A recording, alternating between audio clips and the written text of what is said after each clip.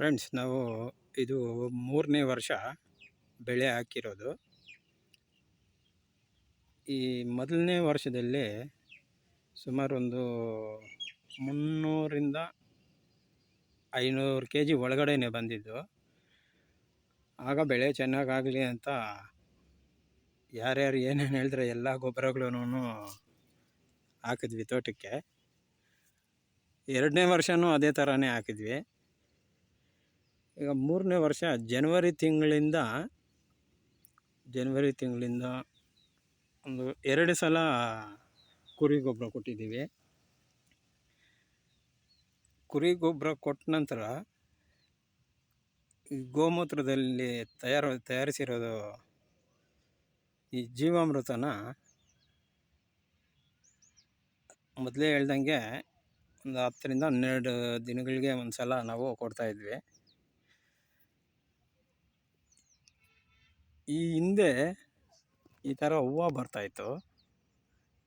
ಹೂವು ಬಂದು ಸ್ವಲ್ಪ ಈ ಸೈಜು ಕಾಯಿ ಬಂತು ಅಂದರೆ ಈ ಥರ ಹೂವು ಉದುರೋಗ್ತಾಯಿತ್ತು. ಈ ಥರ ಹೂವು ಉದುರೋಗ್ಬಿಡ್ತಾಯಿತ್ತು. ಆಗ ಈ ಥರ ಕಾಯಿಗಳು ಇದೇ ಸೈಜ್ಗೆ ಹಣ್ಣಾಗಿಬಿಡ್ತಾಯಿದ್ವು. ಆಗ ಬೆಲೆನೂ ಇಲ್ಲ, ಮಾರೋದಕ್ಕೂ ನಮಗೂ ಮನಸ್ಸು ಬರ್ತಾ ಇರಲಿಲ್ಲ. ಈ ಜೀವಾಮೃತದಿಂದ ಈಗ ಏನಾಗಿದೆ ಅಂದರೆ ನೋಡಿ, ಒಂದು ಕಾಯಿ ಒಂದು 400 ಗ್ರಾಮ್ ಇರ್ಬೋದು. 400 ಗ್ರಾಮ್ ಇದೆ ನೋಡಿ. 400 ಗ್ರಾಮ್ ಗ್ಯಾರಂಟಿ ಬರುತ್ತೆ ಇದು. ಅದೇ ಥರ ನೋಡಿ, 50ರಿಂದ 100 ಗ್ರಾಮ್ ಕಾಯಿನೂ ಇದೆ, ಮತ್ತು ಹೂವನೂ ಇದೆ. ಅಂದರೆ ಈ ಕಾಯಿ ಹೂವು ಆಗಿತ್ತು, ನಂತರ ಅದು ಕಾಯಾಗಿದೆ. ಲಾಸ್ಟ್ ಟೈಮ್ ಏನಾಗಿದೆ ಅಂದರೆ ಈ ಕಾಯಿ ಬರ್ತಾ ಇದೆ ಅನ್ನೋ ಆ ಟೈಮಲ್ಲೇ ಇದು ಹೂವು ಉದುರೋಗ್ತಾಯಿತ್ತು. ಈ ಸಲ ಜೀವಾಮೃತ ನಾವು ಯಾವಾಗ ಶುರು ಹಚ್ಕೊಂಡ್ರೋ ಆಗಿಂದ ನೋಡಿ ಕಾಯಿ ಒಳ್ಳೆ ಸೈಜ್ ಬರ್ತಾಯಿದೆ, ಮತ್ತು ಇನ್ನೂ ಚಿಕ್ಕ ಕಾಯಿನೂ ಇದೆ, ಹೂವನೂ ಬಂದಿದೆ. ನಾನು ಆಗಲೇ ಹೇಳ್ದಂಗೆ ಯಾವುದೇ ಒಂದು ಗಿಡ ತಗೊಂಡ್ರೂ ಕಡಿಮೆ ಅಂತೂ ಇಲ್ಲ ಕಾಯಿಗಳು. ನಾನು 30-20 ಅನ್ನೋ ಏನೋ, ಆದರೆ 50 ಕಾಯಿ ಇರೋದೂ ಇದೆ. 20-30 ಇರೋದು ತುಂಬಾ ಕಡಿಮೆ. ನೋಡ್ಕೊಳ್ಳಿ, ಈ ಗಿಡನೂ ಒಂದು ಸುತ್ತಾಕ್ತೀನಿ ನೋಡ್ಕೊಳ್ಳಿ.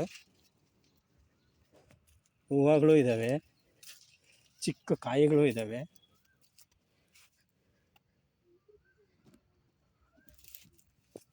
ದೊಡ್ಡ ಕಾಯಿಗಳೂ ಇದ್ದಾವೆ ನೋಡಿ. ರೈತರಿಗೆ ನಾನು ಹೇಳೋದೇನೆಂದರೆ, ದಯವಿಟ್ಟು ಜೀವಾಮೃತ, ತಿಪ್ಪೆ ಗೊಬ್ಬರ, ಆ ಬೆಳೆಗೆ ಯಾವ್ಯಾವುದು ಬೇಕಾಗುತ್ತೆ ಅಂತ ತಿಳ್ಕೊಂಡು ಅಂಥ ಗೊಬ್ಬರ ಕೊಟ್ಟು ಬೆಳೆ ಬೆಳೆದ್ರೆ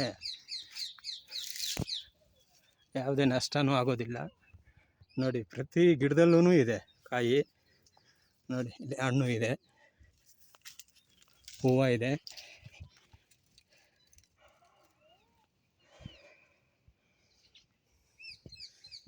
ತುಂಬಾ ಖುಷಿಯಾಗುತ್ತೆ ಫ್ರೆಂಡ್ಸ್ ಈ ಸಲ.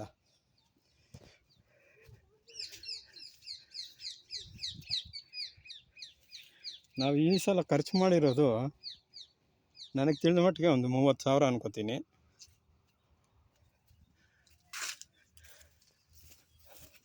ಆದರೆ 2 ವರ್ಷದಲ್ಲಿ ನಾವು ಹತ್ರ 1 ಲಕ್ಷನೂ ಖರ್ಚು ಮಾಡಿದ್ದೀವಿ, ಏನು ಪ್ರಯೋಜನ ಆಗಿಲ್ಲ.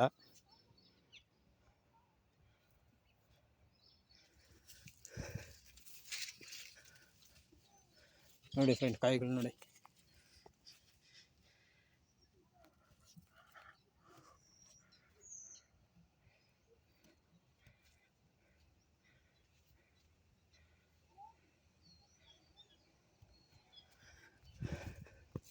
ಮತ್ತು ಅಲ್ಲಿ ಮುಂದೆ ಜೀವಾಮೃತ ಗಿಡಗಳಿಗೆ ಕೊಡ್ತಾ ಇದ್ದಾರೆ, ಅದು ವಿಡಿಯೋ ಮಾಡ್ತೀನಿ.